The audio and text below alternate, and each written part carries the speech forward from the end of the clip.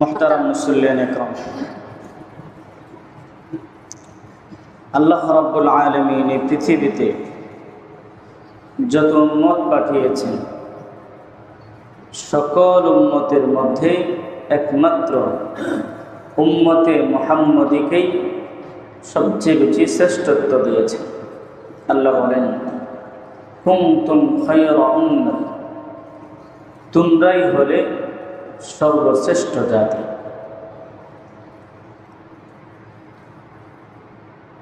কিন্তু একদিক থেকে দেখা যায়, যুক্তির আলোকে কেউ যদি চিন্তা করে তাহলে আমরা অনেক পিছিয়ে থাকার কথা, কারণ আমাদের হায়াত একেবারেই কম। অথচ আমাদের পূর্ব যুগে যারা ছিলেন তাদের এক একজনের 800, 900, 1000 বছর পর্যন্ত হায়াত পাইতে পারে। তো তারা যদি 1000 বছর হায়াত পায়, 1000 বছর যদি ইবাদত করে থাকে, সেই হিসেবে আমরা মাত্র 60, 70, 80 বছর ইবাদত করি। যদি চিন্তা করা হয়, যুক্তির আলোকে ফিকির করা হয়, তাহলে অবশ্যই তারাই শ্রেষ্ঠ হওয়ার যোগ্যতা রাখে।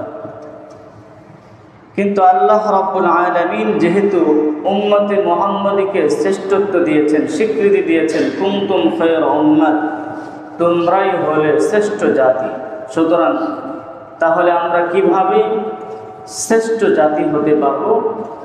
এই জন্য আল্লাহ এবং তার রাসূল আমাদের এই স্বল্প হায়াতে এমন কিছু আমল বলে দিয়েছেন, যেই আমলগুলো যথাযথভাবে করতে পারলে এরকম 1000 বছর কেন 2000, 3000 বছরের পরিমাণ এর চেয়েও বেশি সব আল্লাহ রাব্বুল আলামিন দান করেন। সুবহানাল্লাহ। অনেকগুলো আমল এমন রেখেছেন, এর মধ্য থেকে আমরা যেটা রমজান মাস পালন করছি, এই রমজান মাসে প্রতিটি নেক আমল অনেক বেশি, প্রতিটি নেক আমলের পরিবর্তে আল্লাহ রাব্বুল আলামিন অনেক বেশি নেকি দিয়ে থাকেন, সব দিয়ে থাকেন। এরকমভাবে শবে বরাতে আমল করলে অনেক সব হয়, আরও অনেক সময় আছে নেক আমল করলে সব হয়। এই সমূহ আমল সমূহের মধ্য থেকে একটা গুরুত্বপূর্ণ আমল হলো লাইলাতুল কদর।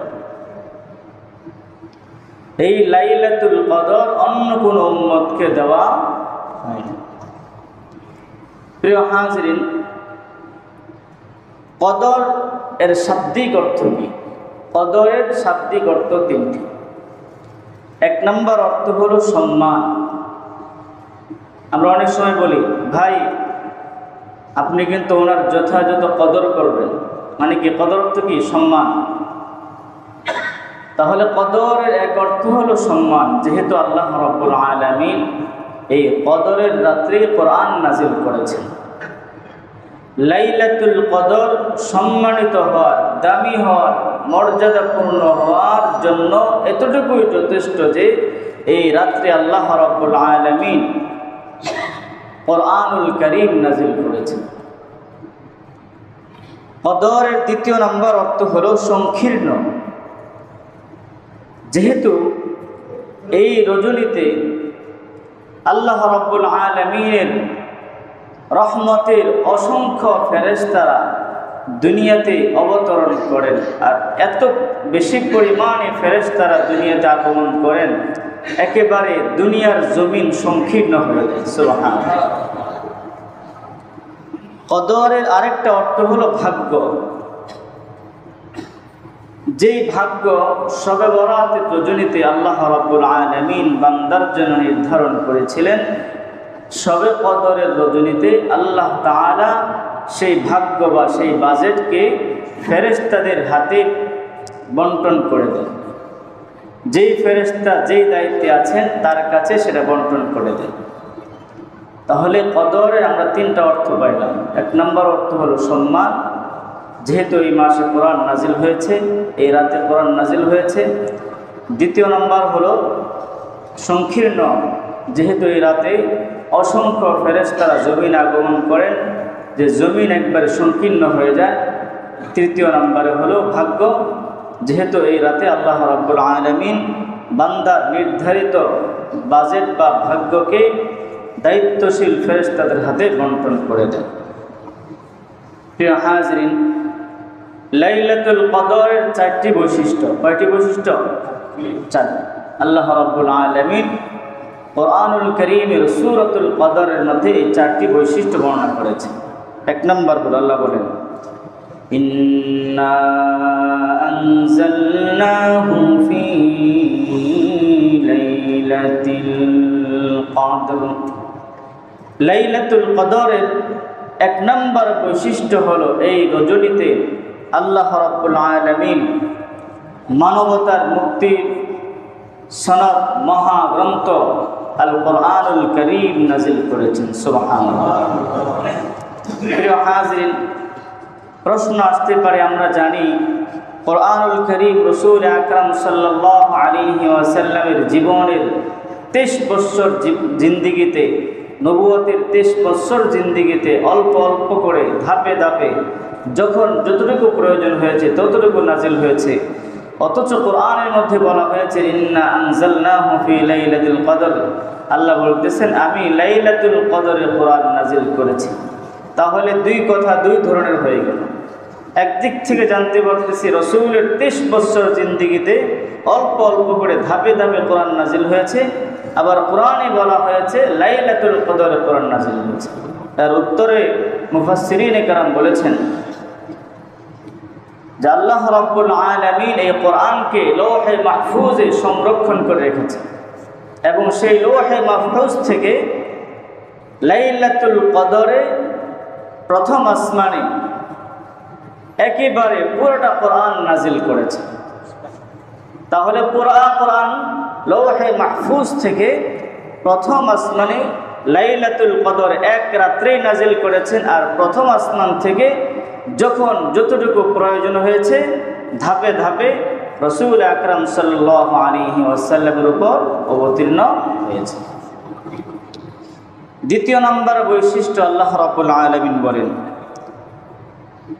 ওয়ামা আদরাকা মা লাইলাতুল কদর লাইলাতুল কদরি খায়রুম মিন আলফি শাহর। আল্লাহ রাব্বুল আলামিন তার হাবিবকে সম্বোধন করে বলছেন, ওগো আমার হাবিব, আপনি কি লাইলাতুল কদর সম্পর্কে জানেন? লাইলাতুল কদরের ফজিলত গুরুত্ব কত বেশি? আল্লাহ বলতেছেন লাইলাতুল কদরি খায়রুম মিন আলফি শাহর। লাইলাতুল কদরের ইবাদত 1000 মাসের ইবাদতের চেয়ে উত্তম। সুবহানাল্লাহ। সুতরাং কেউ যদি লাইলাতুল কদর ইবাদত করে 1000 মাস ইবাদত করলে যে সওয়াব পাবে সেই পরিমাণ সওয়াব সে পেয়ে যাবে। সুবহানাল্লাহ। এই হিসাবে কোনো ব্যক্তি যদি তার জীবনে 12টি রমজান পেয়ে যায়, 1000 মাসে কতদিন হয়? 83 বছর 4 মাস হয়। 1000 মাসে 83 বছর 4 মাস হয়। এই হিসাবে কেউ যদি তার জীবনে 12টি রমজান পেয়ে যায় তাহলে আল্লাহ রাব্বুল আলামিন তাকে 1000 বছর ইবাদত করার সওয়াব দান করবেন। সুবহানাল্লাহ। শুধু 1000 বছরেই নয়, আল্লাহ বলতেছেন লাইলাতুল কদরি খায়রুম মিন আলফি শাহর। 1000 মাসের চেয়ে উত্তম। 1000 মাস নির্ধারণ করেন নাই, 1000 মাসের চেয়েও উত্তম। তাহলে 12টি রমজান যদি কেউ পায় তাহলে শুধু 1000 বছর নয়, বরং 1000-এর চেয়েও বেশিটা আল্লাহ রাব্বুল আলামিন যাকে যে পরিমাণ পারেন কি করবেন? দিবেন। সুবহানাল্লাহ। তৃতীয় নম্বর এই রাতের বৈশিষ্ট্য হলো আল্লাহ রাব্বুল আলামিন বলেন, তানাজ্জালুল মালাইকাতু ওয়ার রূহু ফিহা বিইذনি রাব্বিহিম মিন কুল্লি আমর। আল্লাহ রাব্বুল আলামিনের নির্দেশে এই রাতে অসংখ্য ফেরেশতাগণ দুনিয়ার জমিনে অবতরণ করেন। হাদিসের মধ্যে এসেছে ইদা কানা লাইলাতুল কদরি নাযালা জিবরাইল ফি লাইলাতিন মিনাল কদরি ইউসাল্লুনা ফি কাবকামাতিন মিনাল মালাইকাতি ইউসাল্লুনা আলা কুল্লি কাইমিন আও কাইদিন ইয়াযকুরুল্লাহা আযজা ওয়া জাল্লা। লাইলাতুল কদরি হযরত জিবরাইল আলাইহিস সালাতু ওয়াস সালাম অসংখ্য ফেরেশতাদেরকে সাথে নিয়ে দুনিয়ার জমিনে অবতরণ করেন, যাদেরকে দাঁড়িয়ে বসে ইবাদতে লিপ্ত পান তাদের জন্য রহমতের দোয়া করতে থাকেন। সুবহানাল্লাহ।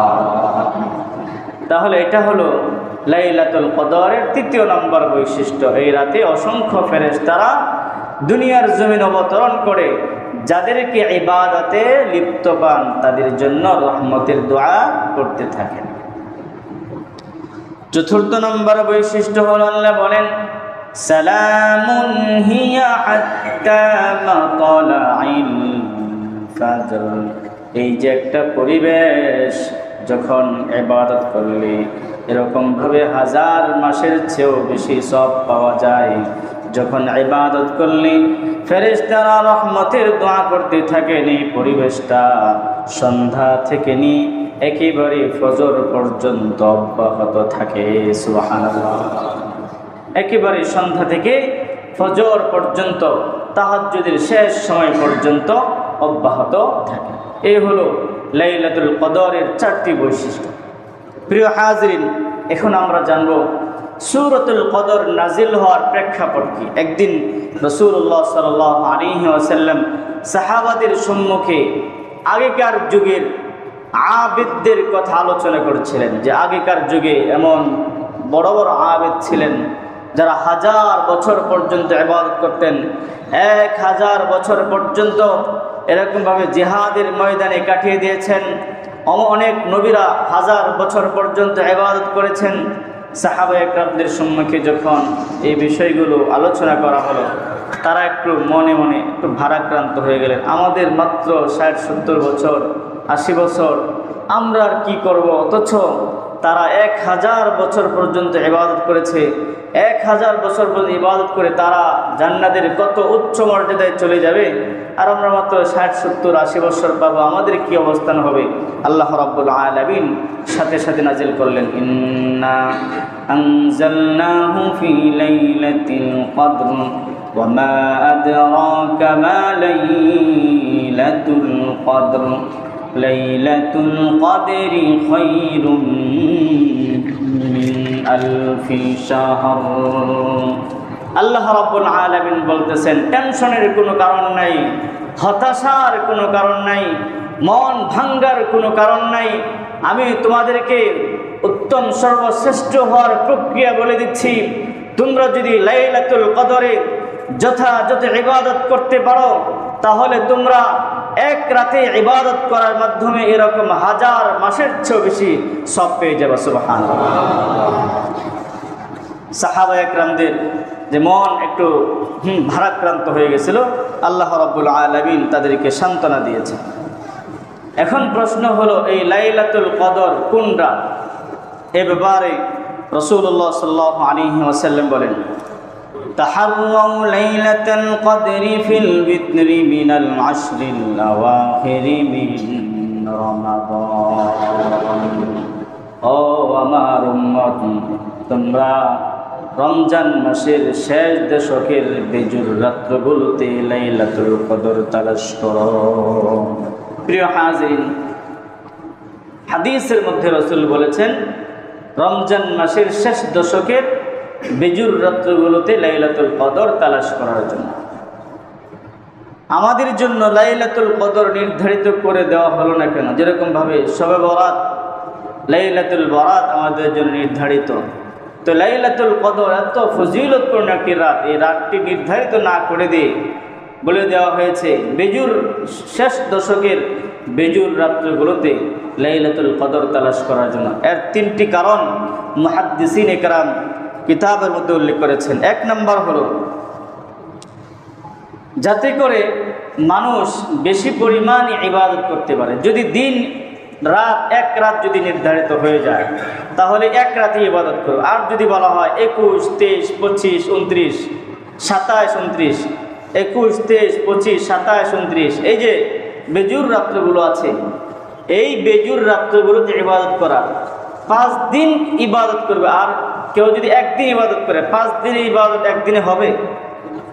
তাহলে এখানে আল্লাহ রাব্বুল আলামিন বা তার হাবিব সেটাকে অস্পষ্ট রেখেছেন যে শেষ দশকের বেজুর রাত্রগুলোতে যাতে করে আল্লাহর প্রিয় বান্দারা বেশি পরিমাণ ইবাদত করতে পারে, এই জন্য লাইলাতুল কদরকে অনির্ধারিত রাখা হয়েছে, অনির্দিষ্ট রাখা হয়েছে। দ্বিতীয় নাম্বার হলো, যদি লাইলাতুল কদরকে নির্ধারিত করে দেওয়া হয়তো, বলা হয়তো লাইলাতুল কদর 27 রাতেই, 25 রাতেই বা 23 রাতেই, এবং এইটা নির্ধারিত হওয়ার পরে কোনো মুমিন, কোনো মুসলমান যদি সেই রাত্রের যথাযথ ফজিলত অর্জন করতে ব্যর্থ হতো, তাহলে অবশ্যই সে কঠিন শাস্তির সম্মুখীন হতে হতো। কথা বলেন ঠিক কিনা? কিন্তু এখন দেখা গেল যেহেতু অনির্ধারিত 21, 23, 25, 27, 29 সে 5 দিনেই কিছু কিছু ইবাদত করছে, চেষ্টা করছে লাইলাতুল কদর পাওয়ার জন্য, তালাশ করার জন্য, যথাযথ ফজিলত অর্জন করার জন্য। তারপরে যদি কিছু ত্রুটি বিচ্যুতি হয়ে যায়, তাহলে আল্লাহ রাব্বুল আলামিনের কাছে জবাবদিহি করা যাবে, আল্লাহ আপনি তো আমাদেরকে একবার নির্ধারিত করে দেন নাই, আমরা তো চেষ্টা করছি 5 রাতের, যে কোনো একদিন রাত কি করার, লাইলাতুল কদর পাওয়ার, কিন্তু তাও ত্রুটি বিচ্যুতি হয়ে গেছে, শাস্তির একটু কম হবে। কিন্তু নির্ধারিত হয়ে গেলে যথাযথ ফজিলত অর্জন না করতে পারলে তার জন্য কঠিন শাস্তির সম্মুখীন হওয়া লাগবে। তৃতীয় নম্বর যে কারণ বলা হয়েছে সেটা হলো, কিছু খারাপ অসাধু মানুষ আছে যারা সারা বছর নাফরমানি করতোই, নামাজ রোজার কোনো ধার ধারত না। যদি নির্ধারিত ঠিক করে দেওয়া হয়তো 27 রজনীতেই, 25 রজনীতেই লাইলাতুল কদর, তাহলে তারা সেই রাতে এসে আল্লাহর কাছে কান্নাকাটি করে সব মাফ করে নিত। এই জন্য অনির্ধারিত রাখা হয়েছে যাতে করে এই রাত্রিগুলোতে বেশি পরিমাণে ইবাদত করা যায়। প্রিয় হাজিরিন, তবে আমাদের কাছে লাইলাতুল কদর অনেকটাই নির্ধারিত, কারণ লাইলাতুল কদর কোন মাসে? রমজান মাসে। লাইলাতুল কদর কোন মাসে? রমজান মাসে। তাও আবার কি রমজান মাসের পুরা মাসে না, রমজান মাসের শেষ দশকে। আবার শেষ দশকের প্রতিদিনই না, শেষ দশকের বেজুর রাত্রগুলোতে। তাহলে লাইলাতুল কদর অনেকটাই নির্ধারিত না? তো লাইলাতুল কদর রাসূল বলেছেন, তাহাররাউ লাইলাতুল কদরি ফিল বিদ্রি মিনাল আশরিল আওয়াখির মিন রমাদান। তোমরা রমজান মাসের শেষ দশকের বেজুর রাত্রগুলোতে লাইলাতুল কদর তালাশ করো। প্রিয় হাজিরিন, লাইলাতুল কদরে রাসূল আকরাম সাল্লাল্লাহু আলাইহি ওয়াসাল্লামের আমল কি ছিল? হাদিসের মধ্যে এসেছে, আম্মা জান আয়েশা রাদিয়াল্লাহু তাআলা আনহা বলেন, রাসূলুল্লাহ সাল্লাল্লাহু আলাইহি ওয়াসাল্লাম লাইলাতুল কদরে কি করতেন? কানা রাসূলুল্লাহ সাল্লাল্লাহু আলাইহি ওয়াসাল্লাম ইযা দাখালাল আশরু শাদ্দা মিজারাহু ওয়া আহিয়া। যখন লাইলাতুল কদর হতো, আল্লাহর নবী সাল্লাল্লাহু আলাইহি ওয়াসাল্লাম লুঙ্গিটা ভালো করে বাঁধতেন, অর্থাৎ কোমর ভালো করে বাঁধতেন। কোমর ভালো করে বাঁধলে কাজ করতে কি হয়? শক্তি যোগায়। কথা বলেন ঠিক কিনা? তার অর্থ হলো রাসূল আকরাম সাল্লাল্লাহু আলাইহি ওয়াসাল্লাম লুঙ্গি ভালো করে বাঁধতেন মানে হলো সারা রাত ইবাদত করতেন, আর শুধু নিজে ইবাদত করতেন না, ওয়া আহিয়া, তার পরিবার পরিজন আশেপাশে যারা আছে তাদেরকেও ইবাদতের জন্য জাগ্রত করতেন। কারণ মুমিনের কাজ হলো কু আনফুসাকুম ওয়া আহলিকুম নারা। মুমিন সে নিজেও জাহান্নাম থেকে বাঁচবে, তার পরিবার পরিজন আত্মীয় স্বজন পাড়া প্রতিবেশী সকল মুমিন মুসলমানকে জাহান্নাম থেকে বাঁচানোর ফিকির করবে, তার নামেই কি মুমিন। এখন আমি নামাজে চলে আসলাম, আমার সন্তান নামাজ পড়লো কি পড়লো না আমার কোনো খেয়াল নেই, আমার স্ত্রী নামাজ পড়লো কি পড়লো না কোনো খেয়াল নেই, আমার সন্তান কি করতেছে না করতেছে সে ব্যাপারে আমার কোনো ভ্রুক্ষেপ নেই। মাশাআল্লাহ, আমি 5 ওয়াক্ত নামাজ জামাতের সাথে গুরুত্বের সাথে ইহতিমামের সাথে করি, আমি মাশাআল্লাহ অনেক দিক থেকে সৎ, অনেক নিষ্ঠাবান, ইনসাফের অধিকারী ব্যক্তি, আমার মধ্যে অনেক ভালো গুণ আছে, কিন্তু আমার পরিবার পরিজন তারা কতটুকু এরকমভাবে নামাজি দিনদার পরহেজগার সেই ব্যাপারে আমার কোনো ভ্রুক্ষেপ নাই। প্রিয় হাজরিন, এই ব্যাপার অবশ্যই আল্লাহ রাব্বুল আলামিনের কাছে জবাবদিহি করতে হবে। রাসূল একাই ইবাদত করেন নাই, নিজে ইবাদত করেছেন, ওয়া আহিয়া, এবং তার পরিবার পরিজনদেরকে ইবাদতের জন্য জাগ্রত করেছে। ওঠো ওঠো, নামাজ পড়ো, আজকে লাইলাতুল কদর, লাইলাতুল কদরে বেশি পরিমাণ ইবাদত করো। যদি তাহাজ্জুদের সময় হয় যে আমি তাহাজ্জুদের জন্য উঠেছি, তুমিও 2 রাকাত 4 রাকাত তাহাজ্জুদের নামাজ আদায় করো। এরকমভাবে নিজের পরিবার পরিজনকে উৎসাহিত করো। আমরা দুনিয়ার অনেক ক্ষেত্রেই বাচ্চাদেরকে, আমাদের স্ত্রী সন্তানদেরকে অনেকভাবে শাসন করি, কিন্তু দ্বীনের ক্ষেত্রে আসলে আমরা সবচেয়ে বেশি অবহেলা করি। আমার ছেলে নামাজ পড়তেছে না, তাতে আমার কোনো আমার দ্বিধাদ্বন্দ্ব নেই। আমার ছেলে যা মন চায় তাই করতেছে, তাতে আমি কোনো কিছু বলি না। আমি মনে করি এরা ছোটো মানুষ, বাচ্চা মানুষ, এগুলো করবেই, তাদেরকে আমরা ছাড় দিয়ে দিই। অথচ আমি পিতা হিসাবে, আমি অভিভাবক হিসাবে আমার জন্য করণীয় ছিল তাদেরকে এই সমস্ত বিষয়ে সতর্ক করা, নামাজ ঠিকমতো পড়তেছে কিনা খেয়াল রাখা, কোন জায়গায় যাইতেছে, কার সাথে চলতেছে, কি করতেছে না করতেছে, সর্ব বিষয়ে তার প্রতি খেয়াল রাখা। এটা ছিল আমি একজন পিতা হিসেবে, অভিভাবক হিসেবে দায়িত্ব। প্রিয় হাজিরিন, সুতরাং আমরা নিজেরা ইবাদত করব, আমাদের আশেপাশে যারা আছে তাদেরকেও ইবাদত করার প্রতি উৎসাহিত করব। প্রিয় হাজিরিন, কিন্তু বড় আফসোস এবং দুঃখের বিষয় হলো আমরা এরকমভাবে দুনিয়ার সামান্য আনন্দ ফুর্তির জন্য রাতকে রাত জাগ্রত থাকি, 2 রাত 3 রাত 4 রাত পর্যন্ত জাগ্রত থাকতে পারি। অথচ যে 1 রাত ইবাদতের এত বেশি ফজিলতার সওয়াবের কথা বলা হয়েছে, সে একটি রাত আমরা জাগ্রত থাকতে পারি। রাসূলুল্লাহ সাল্লাল্লাহু আলাইহি ওয়াসাল্লামের ব্যাপারে বলা হয়েছে ওনার আগের পিছনের সকল গুনাহ মাফ করে দেওয়া হয়েছে। তারপর ওনার ব্যাপারে বর্ণিত হয়েছে আম্মা জান আয়েশা রাদিয়াল্লাহু তাআলা আনহা বলেন, রাসূলুল্লাহ সাল্লাল্লাহু আলাইহি ওয়াসাল্লাম রাতে ইবাদত করতেন, নামাজে দাঁড়িয়ে যেতেন, পায়ের পাতাগুলো ফুলে যেত। সিজদায় যখন যেতেন মনে হইতো উনি ইন্তেকাল করেছেন, দুনিয়া থেকে চলে গেছেন।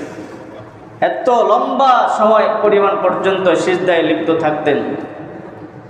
ওনাকে জিজ্ঞাসা করা হইতো যে আপনি আপনার আগের পিছনের সকল গুনাহ মাফ করে দেওয়া হয়েছে, এরপর এত ইবাদত করেন কেন?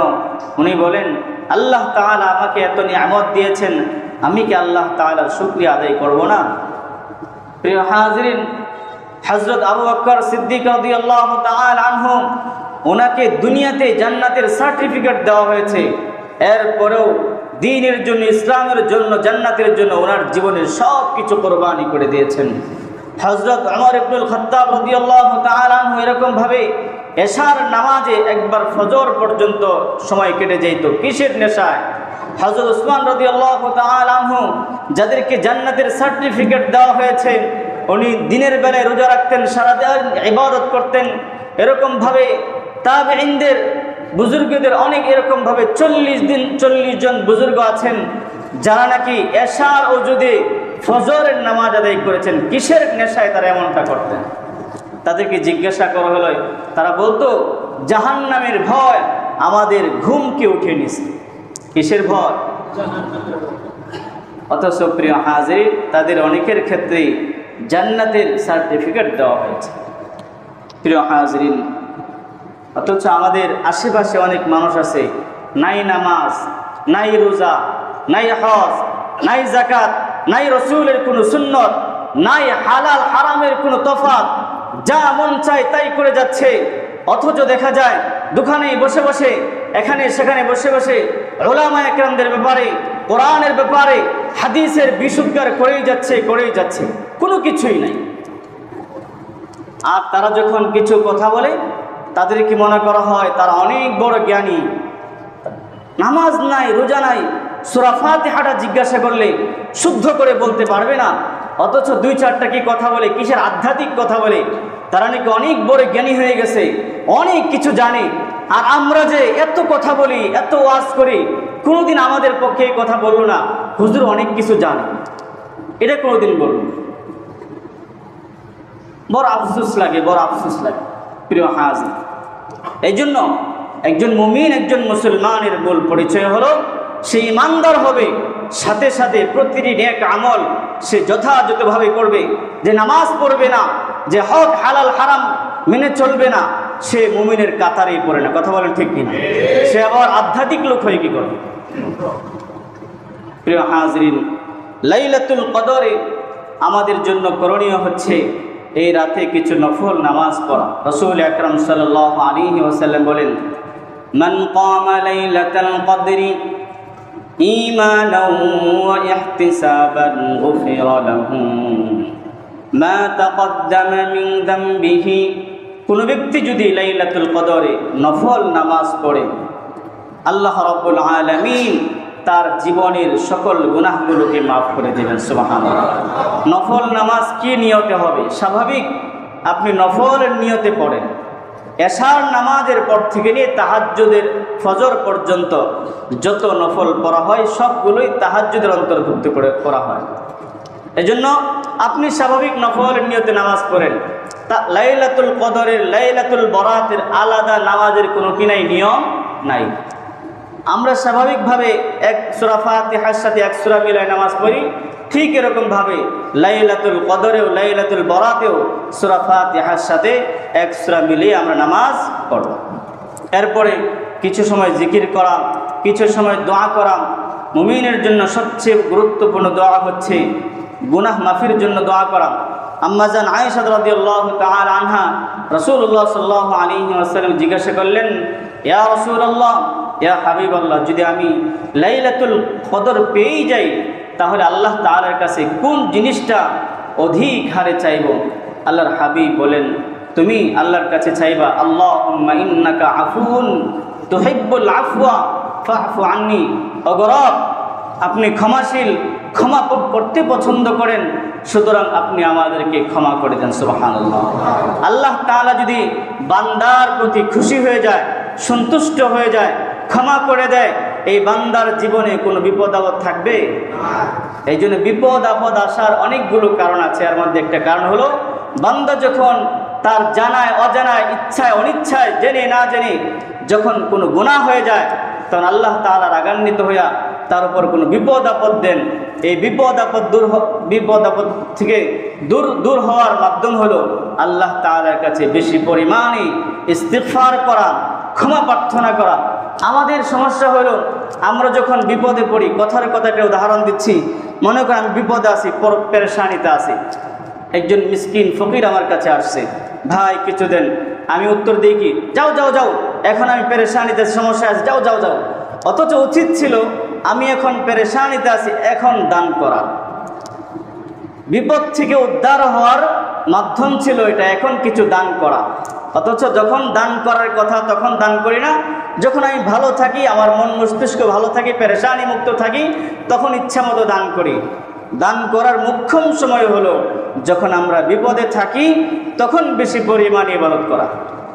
ইবাদত করার, নফল ইবাদত করার মুখ্যম সময় হলো যখন আমরা বিপদে থাকি, তখন আল্লাহকে বেশি পরিমাণে স্মরণ করা। আল্লাহ বলেন, ইয়া আইয়ুহাল্লাযীনা আমানুস্তাঈনু বিস-সাবরি ওয়াস-সালাহ ইন্নাল্লাহা মা'আস-সাবিরিন।